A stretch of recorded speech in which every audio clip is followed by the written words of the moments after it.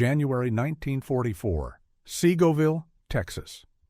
The evening bell rang through the cold air like it was calling factory shifts instead of prisoners. Inside the long wooden mess hall, German women, teachers, nurses, mothers who had crossed an ocean years before the war, filed into line beneath bare bulbs and American flags pinned to rafters.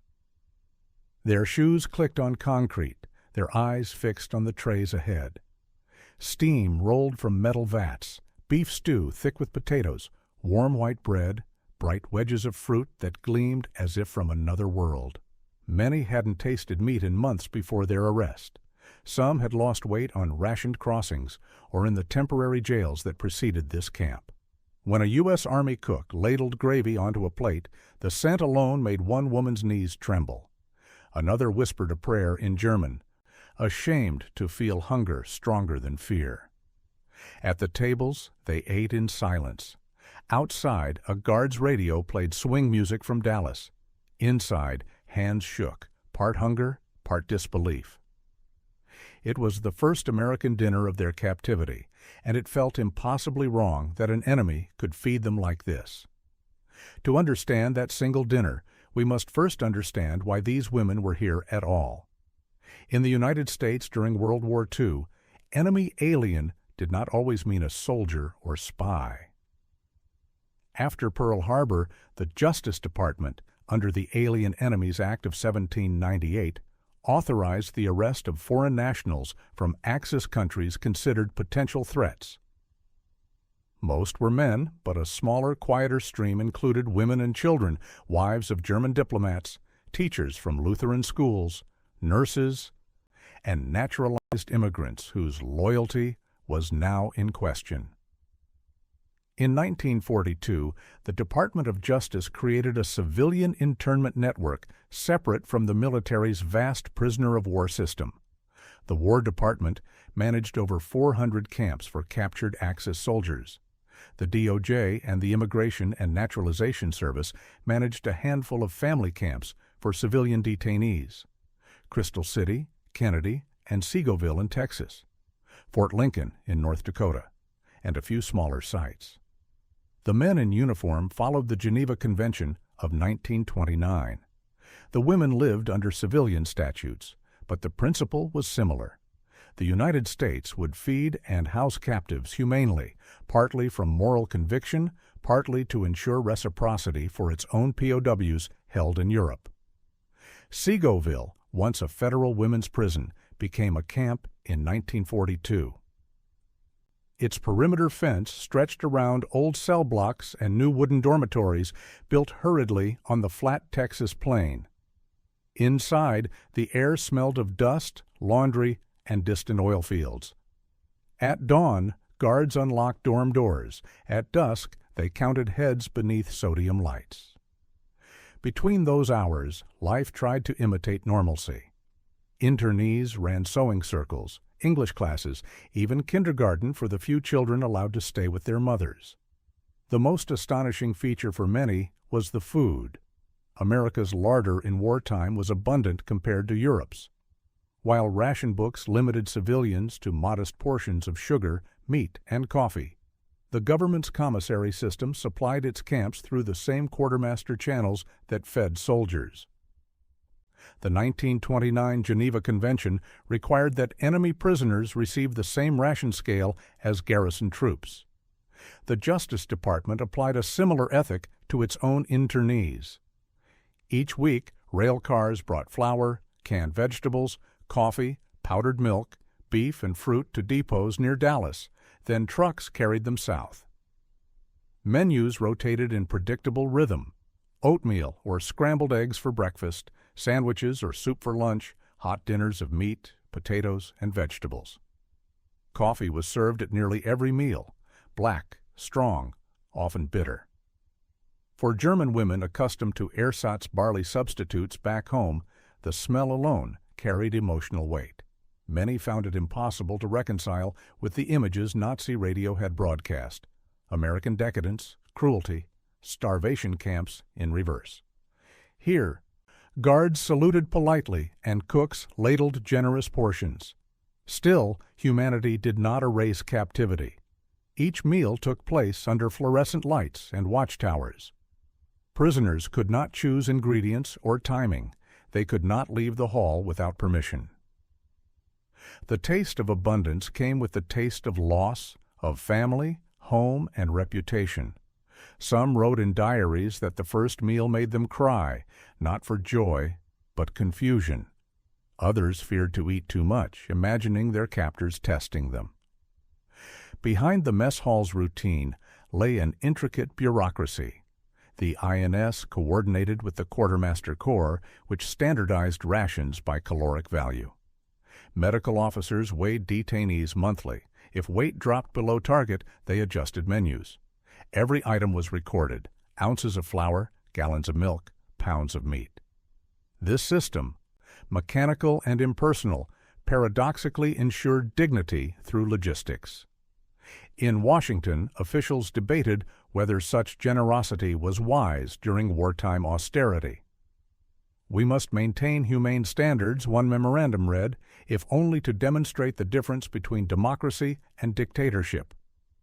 So when the first trays of stew and fruit reached Seagoville's dining tables, they carried more than food. They carried policy, propaganda, and proof of ideals. For the women eating, it was a sensory contradiction. For the men running the system, it was a moral calculation. As word spread to the men's POW camps across the South and Midwest, similar disbelief echoed. Even our generals never ate like this. That astonishment became a defining theme of captivity in America, an uneasy intersection of mercy, power, and perception that shaped how both sides remembered the war. Across the United States, between 1942 and 1946, more than 425,000 German prisoners of war were held in over 700 Army-run camps. From the pine forests of Minnesota to the deserts of Arizona, the same logistical miracle that powered America's industrial war machine now sustained an invisible nation of captives. Railroad lines delivered food, mail, and clothing. Quartermaster units maintained nutritional charts.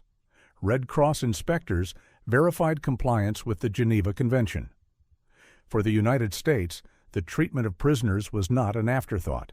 It was an assertion of civilization against barbarism. The Geneva Convention of 1929, ratified years before the war, was clear. Prisoners of war must be fed, housed, and cared for at standards equal to those of the detaining power's own troops. That single clause created one of the strangest contrasts of the entire conflict. While German civilians starved amid bombing raids, their captured soldiers, and in rare cases female internees, found themselves consuming 3,500 calories a day under American custody. It was not luxury, but it was balance: meat, potatoes, bread, vegetables, milk, and coffee, prepared by Army cooks following standardized menus drafted in Washington. In the camps, meals became a form of psychological diplomacy.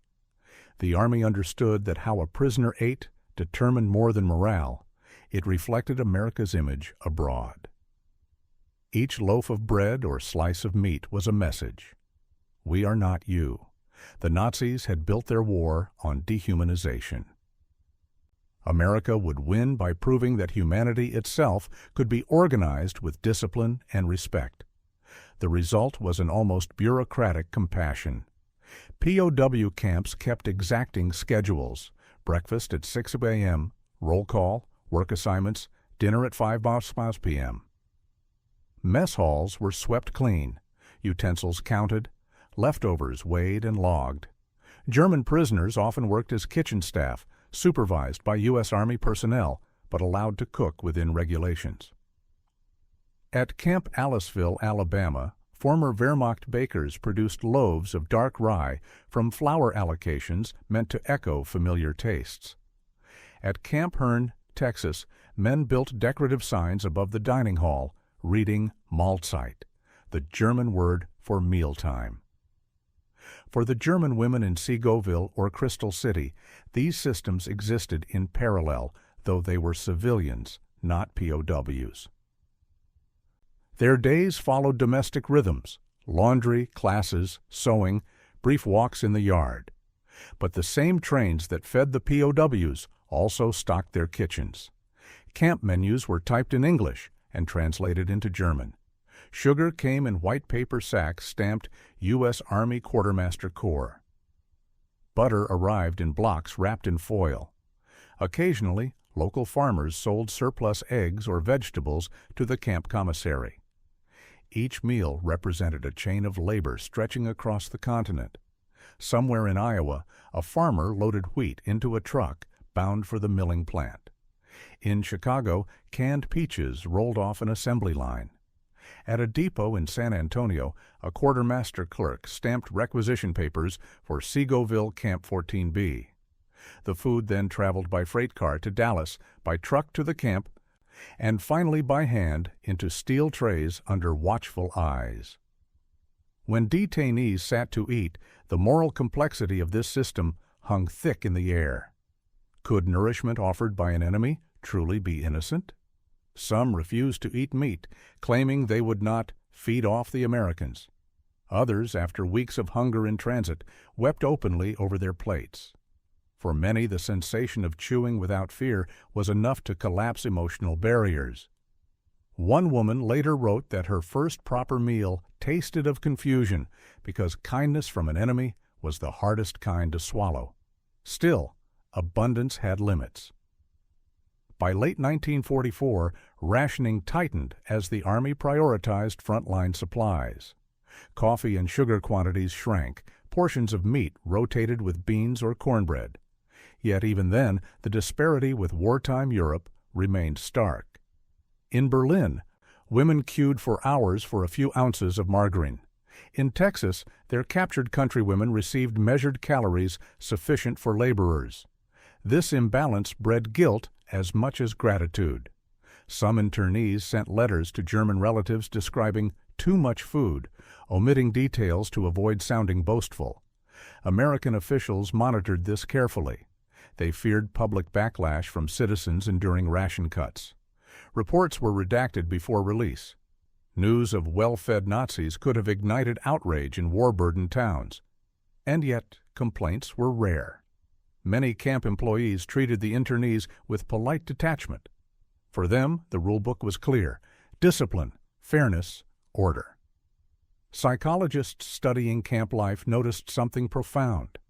The predictability of meals stabilized morale and reduced escape attempts.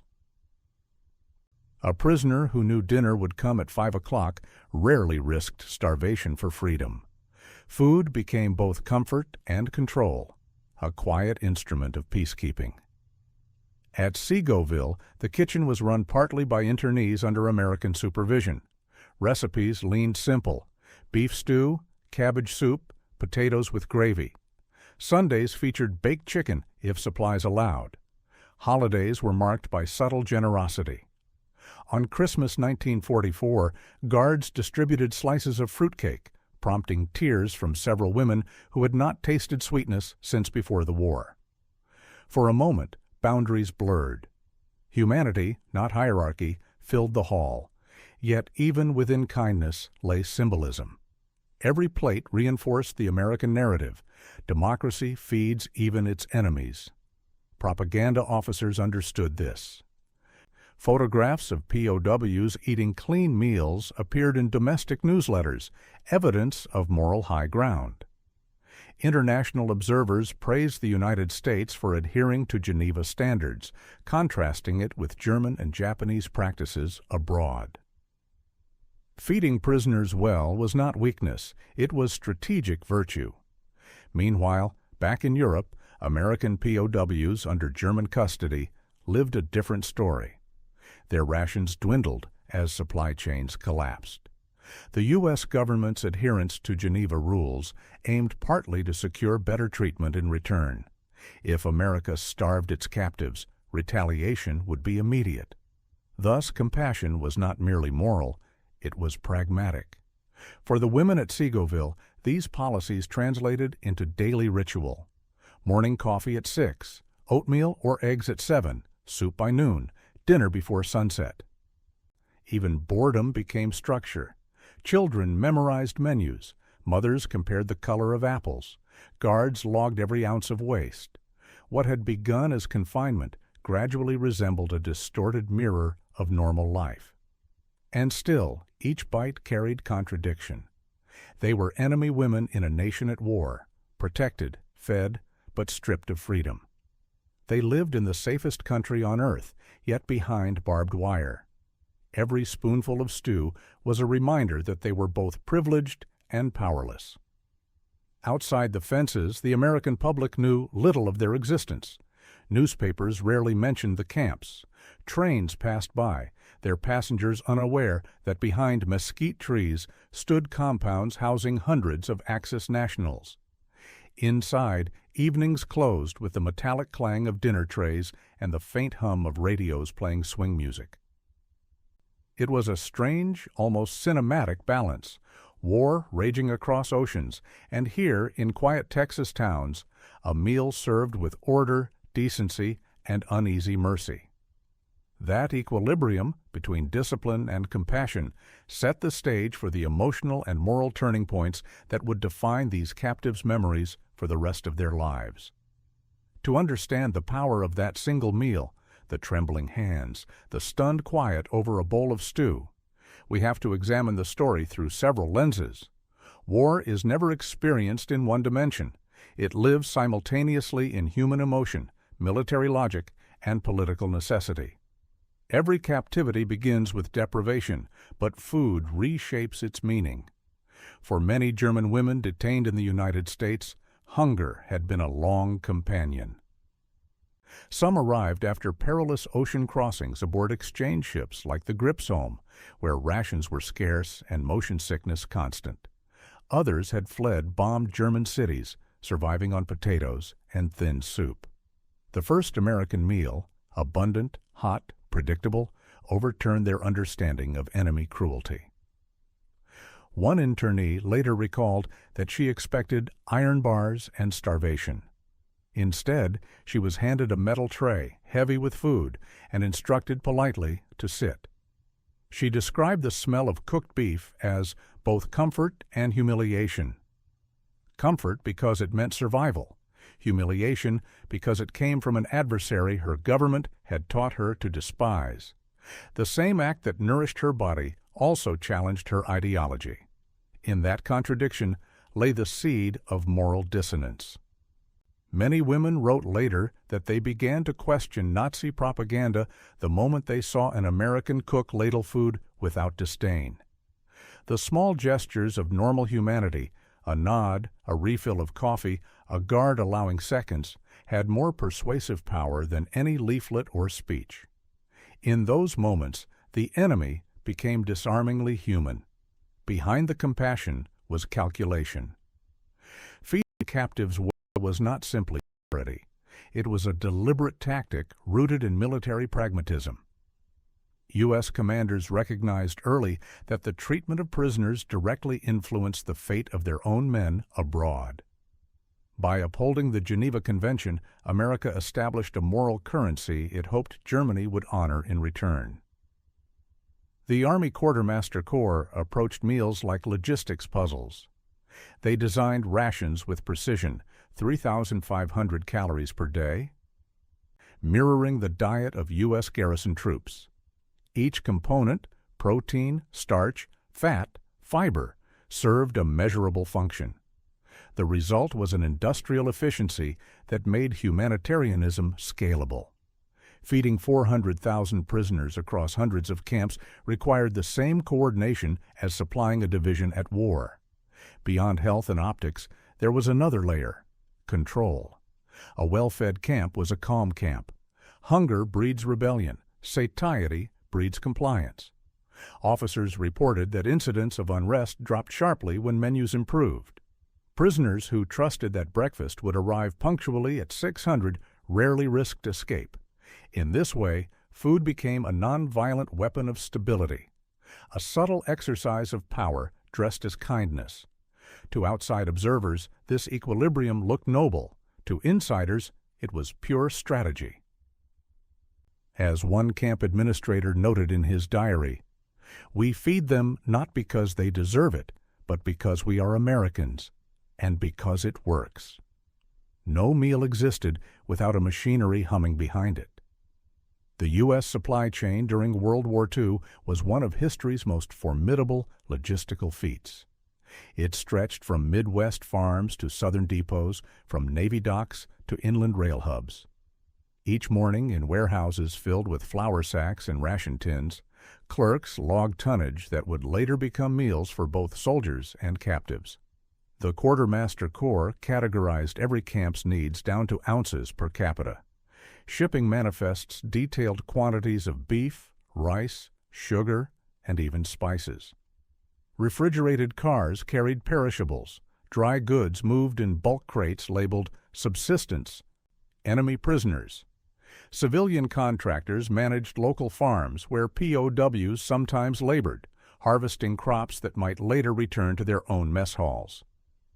This industrial rhythm erased the chaos of war inside the fence. The lights stayed on, the soup stayed warm. Even when Europe burned, Seagoville and Crystal City followed timetables with metronomic precision. The women noticed, some admired the order, others saw it as mechanical indifference. But it was neither. It was the American war machine applied to humanitarian duty, proof that efficiency could coexist with empathy. Technological might made kindness possible. Without trains, refrigeration, and standardized supply, mercy would have been rationed. The same factories that produced tanks and bombers also produced the tin cans and metal trays that carried food to captives. War and benevolence shared the same assembly line. The American approach to prisoner nutrition did not arise from sentiment alone. It was grounded in law, specifically in the 1929 Geneva Convention relative to the treatment of prisoners of war. The United States had ratified the treaty in 1932, binding itself to strict humanitarian obligations. Article 11 mandated equal rations to those of the detaining powers troops. Article 12 extended oversight to sanitary and housing conditions. When the U.S. entered the war in 1941, these rules became both shield and sword. Adherence protected American soldiers held overseas, while violations could invite retaliation. Thus, every ounce of flour or milk poured into a camp kitchen represented not only compassion, but legal self-interest. Civilian internment camps, though technically outside the Geneva POW framework, adopted parallel standards. The Justice Department feared diplomatic backlash if family detainees were mistreated. Memoranda between the War and Justice Departments reveal a cautious tone. Treatment of alien internees shall reflect favorably upon the United States as a civilized power. Even the language of bureaucratic compassion was measured. Prisoners were fed adequately, never lavishly. They received parity, never comfort. Yet those dry words translated into real sustenance. In that translation lay a quiet triumph of law over vengeance, a rare moment in wartime when paperwork preserved dignity. Food, then, was not just sustenance. It was a symbol, a strategy, a logistical masterpiece, and a legal promise all at once. Every meal in those camps echoed with meanings far beyond the walls, moral, tactical, technological, and ideological. But the story wasn't finished.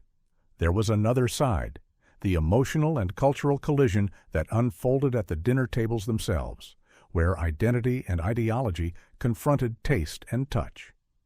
For years, German propaganda had painted America as a land of decay, a nation ruled by money and moral weakness. Posters and radio broadcasts told citizens that American soldiers were cruel, that prisoners would face starvation and humiliation. That narrative fractured the instant a German internee sat before a full plate of hot food. In Seagoville and the male POW camps alike, the shock was visible. Prisoners who had expected punishment instead found order and routine. The walls were fenced, but the meals were warm. The guards respectful, the cooks meticulous. It wasn't the world they had been promised by Joseph Goebbels' broadcasts.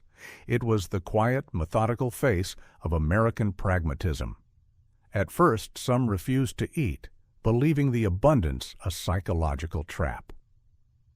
One POW recalled thinking, "They are fattening us before execution." Others simply broke down. A woman from Bremen, detained in Texas, wrote later that she cried not from joy, but from confusion. That confusion was contagious. In the mess halls, hierarchy dissolved. Officers and privates, teachers and nurses all shared the same food under the same lights. The U.S. Army had unwittingly engineered an act of ideological disarmament. The simple experience of fair treatment did what no leaflet drop could achieve. It humanized the enemy. Prisoners began questioning what else might be false. Some even volunteered for work programs, motivated not by loyalty, but by gratitude for decency. By 1944, American interrogators noticed a change. Captives no longer spoke with rehearsed defiance. They spoke with resignation or curiosity. The propaganda armor that had shielded their conscience cracked over something as mundane as stew and bread. Culture reveals itself most clearly around food, and for German detainees, American dining customs were both fascinating and bewildering. In Germany, wartime etiquette had grown austere. Eat fast, waste nothing, speak little. In America's camps, mealtime was ritualized efficiency mixed with small freedoms. Coffee, a rare luxury in Europe, became a daily anchor. Its aroma filled the halls each morning, signaling stability. POWs joked that America could conquer the world with coffee alone. The women at Segoville often lingered over their cups, unsure whether to sip slowly or gulp before it was taken away. They learned that no one would snatch it. The meals themselves reflected a cultural collision. Germans preferred bread dense and dark, Americans baked it soft and white. German kitchens used butter sparingly, American cooks slathered it generously.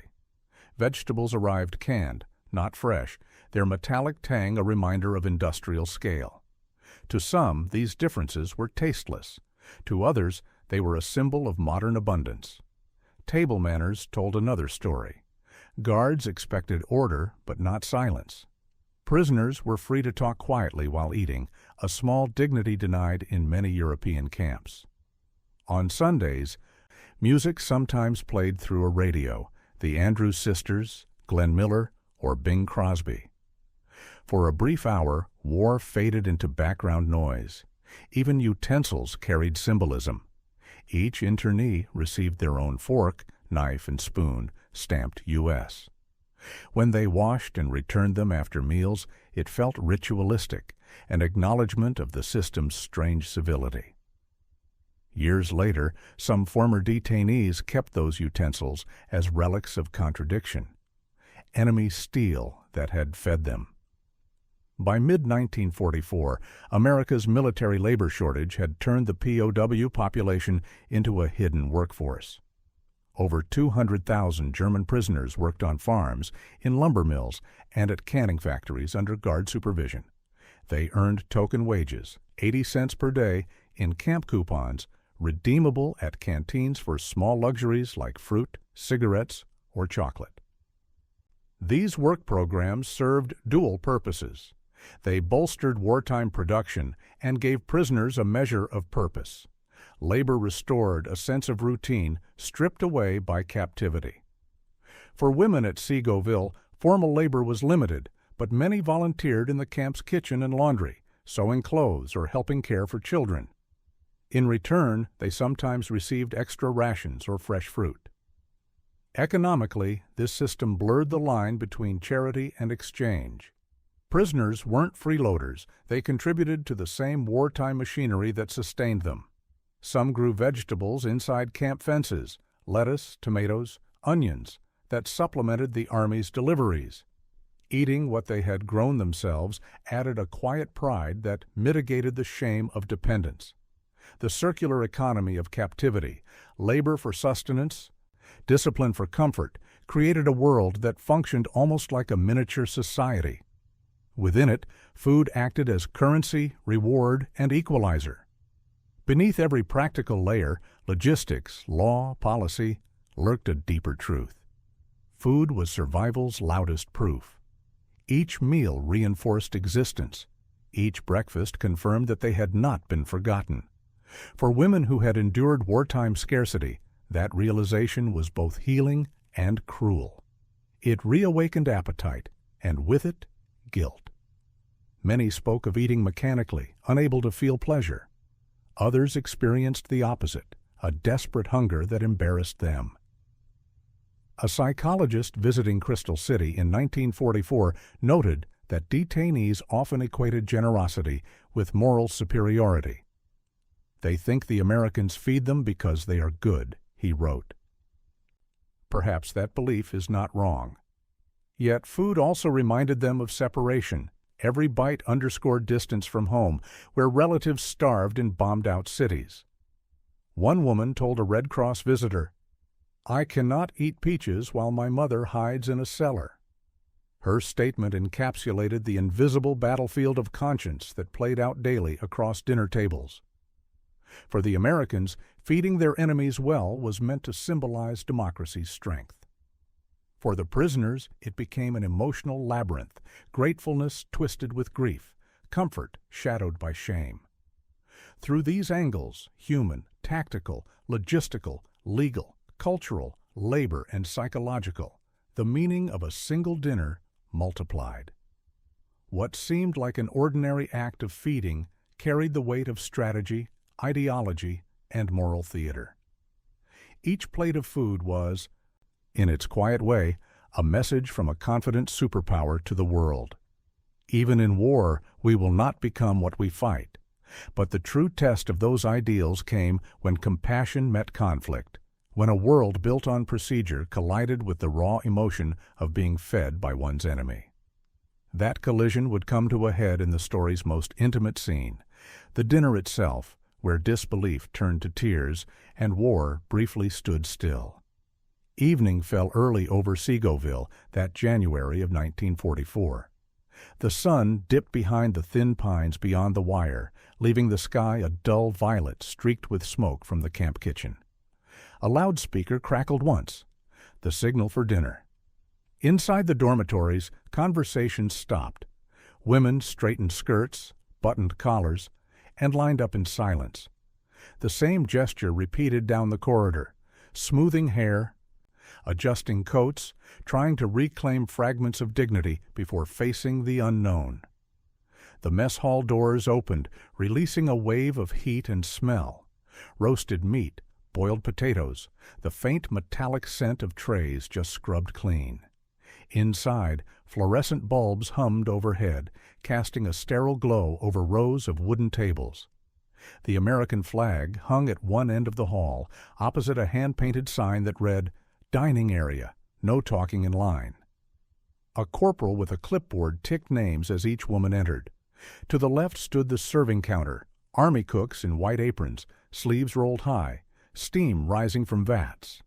Behind them, chalk on a board listed the menu in plain English letters: beef stew, potatoes, carrots, white bread, peaches, coffee, no ornament, no deception, just the promise of food.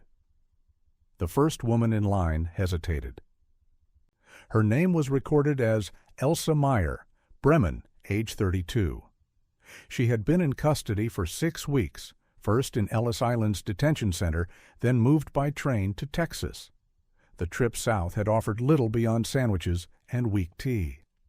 Now, as the ladle dipped into a pot thick with beef and carrots, the smell alone seemed unreal.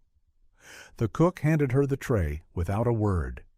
The weight startled her. She looked down as though it might vanish. Behind her, another woman whispered, "Real meat?" Her voice cracked on the word. A guard frowned but said nothing. The line moved. Each tray filled in sequence. A square of white bread, buttered edge to edge, a scoop of mashed potatoes, a spoonful of peaches in syrup, and a cup of black coffee. The rhythm was mechanical. almost ceremonial. The clatter of metal echoed like distant artillery softened by steam. At the tables they sat shoulder to shoulder. For a moment no one ate. They stared at their plates, unable to reconcile the abundance with captivity. Some prayed silently. Others stared at the American flag as if it were a trick of light. A few children fidgeted, the smell too tempting to resist. Then came the first bite. Forks lifted. The sound of chewing filled the silence, slow and careful. The stew was heavy with salt, the potatoes rich, the bread soft. For many, it was the first warm meal in weeks that wasn't rationed or shared. A woman named Irma, once a nurse in Hamburg, let out a trembling breath and whispered, "Gott im Himmel." God in heaven. The phrase traveled softly down the row, echoed by others under their breath. An American cook glanced up from the counter and smiled faintly. He didn't understand the words, but he understood the tone. Outside, the wind carried the distant sound of a freight train, a reminder of the war's endless motion. Inside, time slowed. Steam condensed on the windows. The light glowed milky and unreal. Forks scraped trays, boots shuffled, and somewhere near the back, a woman began to cry quietly. No one told her to stop. The sound blended with the hum of fluorescent light, becoming part of the rhythm of the room. When coffee was poured, the scent shifted the mood again. It was dark, bitter, strong enough to cut through homesickness. Each sip burned the tongue but grounded the moment, proof that life, however strange, continued. A guard near the door checked his watch. 1840 hours. 30 minutes for dinner, then cleanup. But no one rushed. For the first time in weeks, the women moved slowly, savoring each bite as if time could be delayed by chewing. The American officers, observing from a side table, took notes. One whispered to another, "They're calmer already." The reply came quietly. "Feed them right, and they stay human." No one applauded when the meal ended. There was no speech, no gesture of gratitude, only an uneasy stillness. As trays clattered into washbins, several women lingered, staring into their empty cups. For them, the real shock wasn't the food itself, but the implication. The enemy had chosen mercy. Later that night, in the dormitories, the air still smelled faintly of coffee and soap. A few wrote letters by lamplight, describing the meal in halting English for Red Cross censors. "We are treated fairly. We eat well. It is strange. But we are safe." Others lay awake, tasting stew in their memory and wondering what it meant that compassion could feel like defeat. The first American dinner had fed their bodies, but it had also planted a question that none could easily answer. What kind of enemy does this? That question lingered, and by the next morning it would begin reshaping how these women saw not only their captors, but the entire war itself. The next morning dawned pale and cloudless, the kind of quiet Texas winter light that bleached every shadow.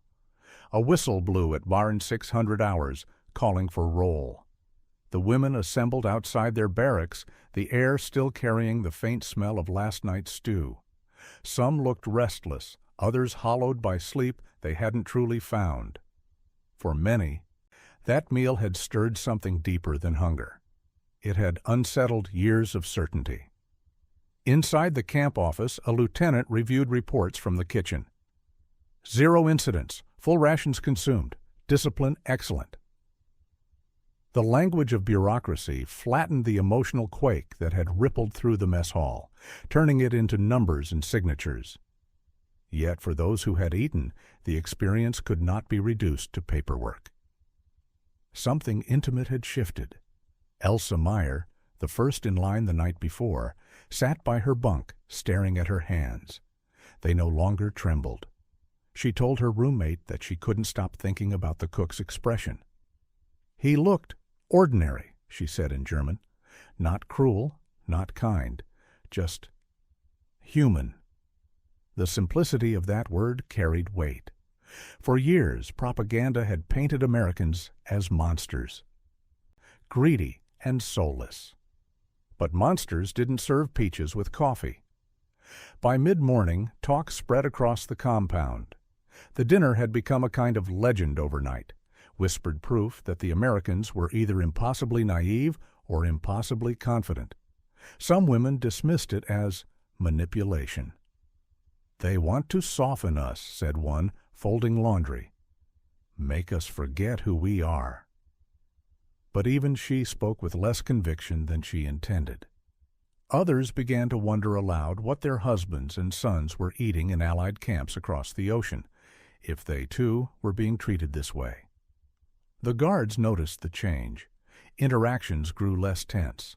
Eyes met without flinching. Even the children sensed it. They giggled more freely at recess, drawn to the soldiers' dogs that patrolled the perimeter. The tone of captivity had altered. Not because anyone issued new orders, but because empathy had slipped through the cracks of regulation. Later that week, a Red Cross delegation arrived for inspection. Their interpreter asked several detainees about camp conditions. Most replied mechanically, "Adequate, sufficient, orderly." But one woman, older than the rest, looked directly at him and said, "The food is more than we deserve." The translator hesitated before relaying her words. The American officer nearby pretended not to hear, but later noted it in his journal. Gratitude equals control achieved through compassion. At lunch that same day, the menu repeated the previous night's pattern: stew, bread, coffee. But now the atmosphere was lighter. Conversations flowed. A few women exchanged recipes, joking that if the war continued, they might open a cafe when it ended.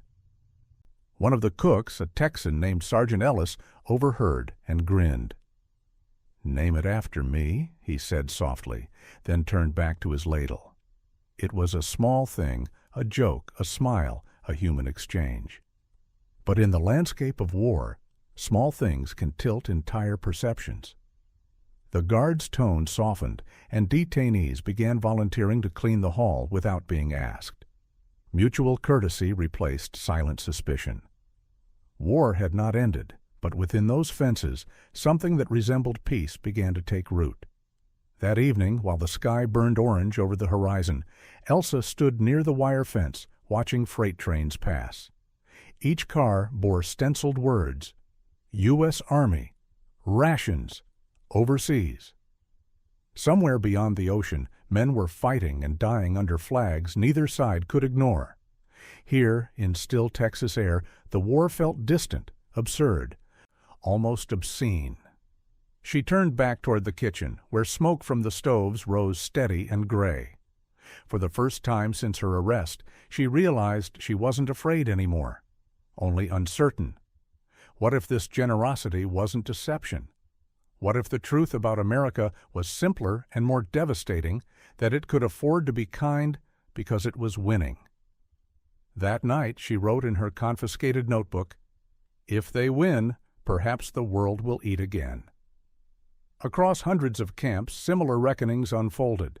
German soldiers in Alabama, Iowa, Arizona, all wrote home astonished by the decency of their captors.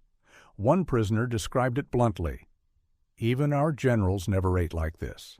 The phrase would later resurface in countless memoirs, shorthand for the surreal experience of being treated humanely by one's enemy. In Washington, policymakers debated how such treatment might affect post-war Reconstruction. Some argued that feeding the enemy too well would soften future resistance. Others countered that it was the ultimate act of victory, to prove moral supremacy through restraint. The latter view prevailed. America would win not only through firepower, but through principle. At Seagoville, the women finished dinner in silence that second night. They no longer hesitated to eat, but the act carried reverence now, as though each meal were a fragile truce. Some began keeping small diaries, describing menus with the same precision they once reserved for family memories.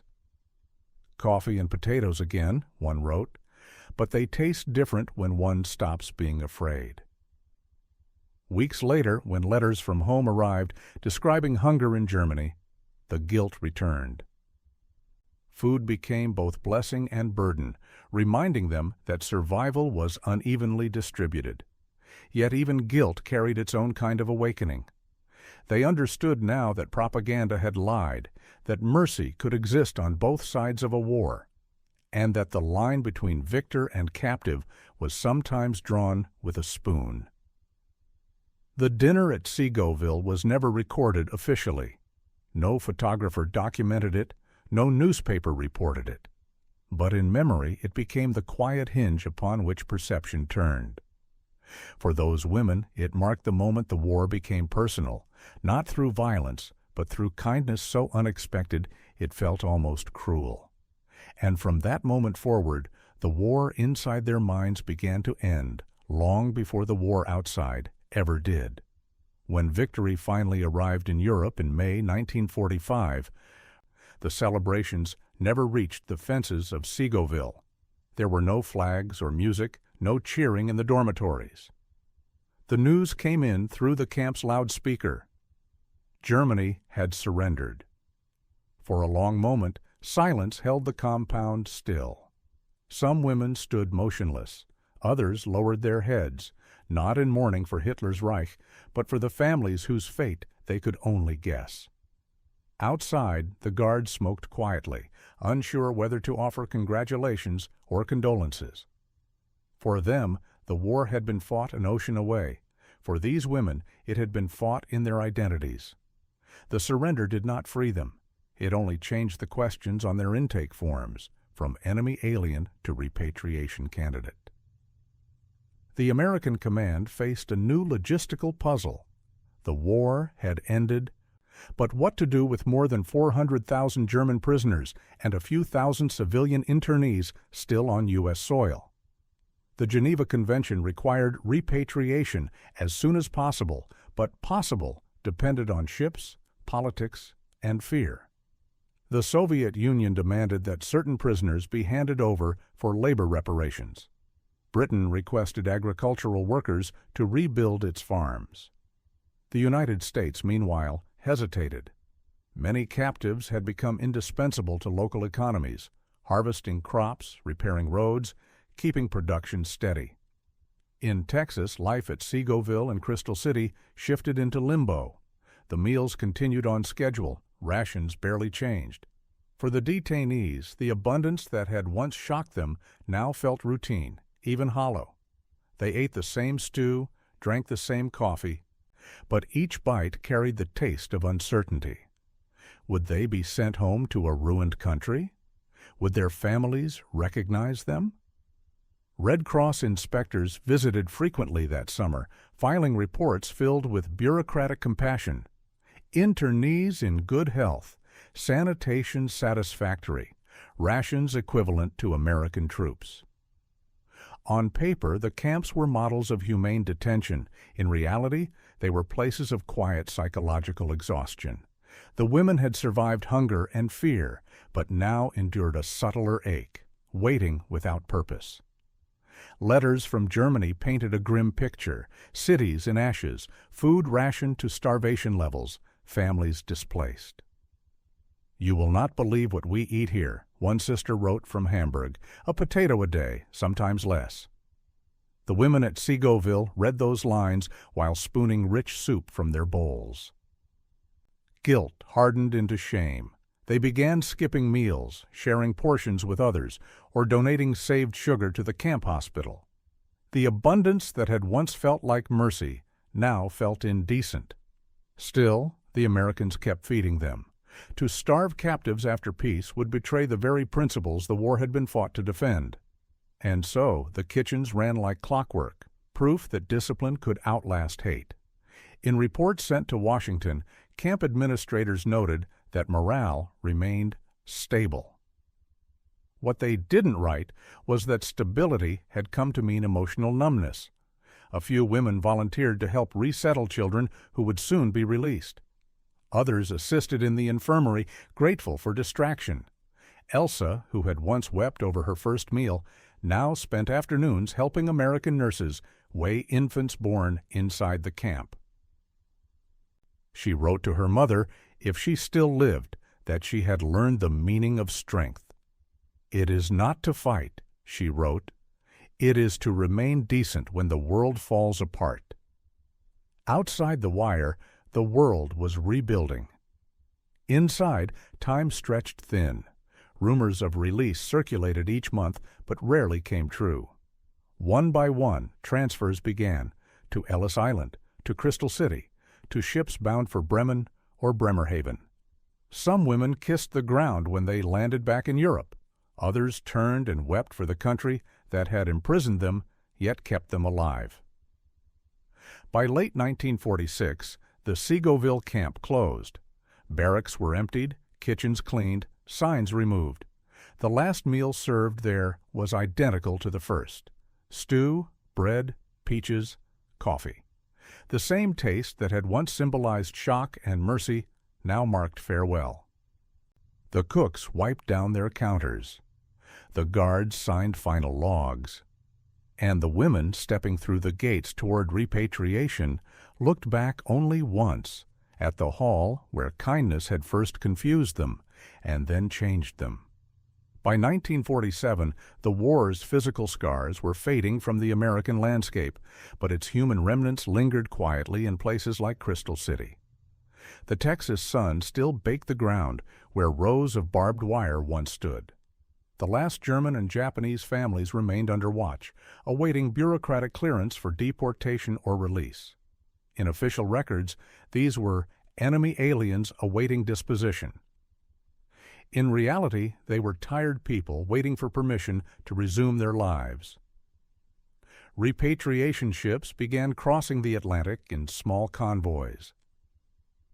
The Marine jumper, Ernie Pyle, and General Black ferried groups of prisoners and internees back to the ruins of Europe. Their cargo lists read like census fragments: teachers, clerks, nurses, engineers. Among them were dozens of women from Segoville, still carrying small mementos, camp ID cards, English grammar books, folded recipes copied from the American cooks. A few tucked away the metal U.S. forks they had once used at dinner, tokens of contradiction too meaningful to discard. The voyage home was grim. Winter seas were rough, and the Atlantic smelled of diesel and salt. When the ships reached Bremerhaven or Hamburg, the sight stunned the passengers into silence. Cities flattened by bombing stretched to the horizon, church spires broken, streets unpaved, children begging for food. One woman later wrote that she realized, stepping onto the pier, that we had eaten better as prisoners than our families as free citizens. For months, repatriated internees struggled to reconcile two incompatible worlds: the moral certainty that had once fueled their nation and the simple civility shown by their enemies. Some faced suspicion from their own communities, accused of collaboration or softening abroad. Others remained silent, unwilling to admit that they had found humanity behind American fences. "No one believes me," one woman wrote in her post-war diary. "They think I lie to make our defeat gentler." Meanwhile, in the United States, the story faded into obscurity. By early 1948, Crystal City, the last family internment camp, closed its gates. The fences were torn down, the mess halls dismantled. Local newspapers mentioned the closure in a few paragraphs. Buried between farm reports and football scores. To the American public, the camps had never really existed in moral consciousness. They were logistical necessities, not chapters of empathy. And yet, for those who had lived behind those fences, the memory of that first dinner never left. Many later wrote letters to their captors, thanking them not for freedom, but for decency. One addressed to the cook at Segoville Camp, 1944, read simply, "You did not know my name, but I remember yours through what you gave." It was never delivered. The cook had returned to civilian life, working in a Dallas diner, unaware that his ladle had changed someone's view of an entire country. Historians would later note that America's treatment of German prisoners helped shape the nation's post-war image. When Reconstruction began under the Marshall Plan, that reputation mattered. Germans who had once been fed by American hands now worked alongside American engineers, rebuilding their cities. Trust, however fragile, had already been planted years earlier in places like Segoville, Aliceville, and Camp Hearn over trays of stew and coffee. For Elsa and the other women who returned home, the paradox endured. They lived among ruins, rationed their food, and raised children in cities still echoing with loss. But sometimes, in the quiet of kitchens lit by candlelight, they tried to recreate that impossible meal. Bread soft as clouds, peaches sweet as disbelief. To them, it was not nostalgia for captivity, but a reminder that even in war, goodness can appear uninvited. When asked years later what she remembered most about America, Elsa did not mention fences, guards, or roll calls. She said, "The coffee. It smelled like safety." And in that simple memory lay the essence of an unrecorded victory, one that never appeared in history books or military reports. America's greatest weapon in that small corner of the war hadn't been its guns or its planes. It had been a meal, served hot, without malice, to an enemy who no longer knew what kindness tasted like. By February 11, 1948, when the last family camp finally closed its gates, the ovens were cold and the kitchens silent. But the story of that first dinner endured, in journals, in whispered recollections, in the quiet gratitude of those who discovered that humanity, when offered in a spoonful of stew, could outlast the noise of war. History often measures victory in miles advanced or enemies subdued. Yet sometimes its truest triumphs unfold in silence, across a dinner table, beneath dim lights, in the smallest gestures of restraint. The story of the German women held at Segoville and the thousands of POWs scattered across America is not one of conquest, but of contrast. A nation proving that mercy could be systemized as efficiently as war. In feeding the enemy, the United States tested its own conscience. It chose to uphold law and humanity in the very moment when hatred could have excused cruelty. That choice did not erase the brutality of the broader conflict, nor absolve America of its flaws. But it left behind a moral footprint, a quiet assertion that civilization is defined not by victory, but by conduct when victory is assured. For the prisoners, that first meal became a mirror reflecting everything they had been told was impossible. The warmth of stew, the sweetness of canned peaches, the casual civility of a guard pouring coffee. These became emblems of a power deeper than force. Dignity. Many carried that memory home across ruined Europe, whispering of it to their children as proof that humanity hadn't perished in the war.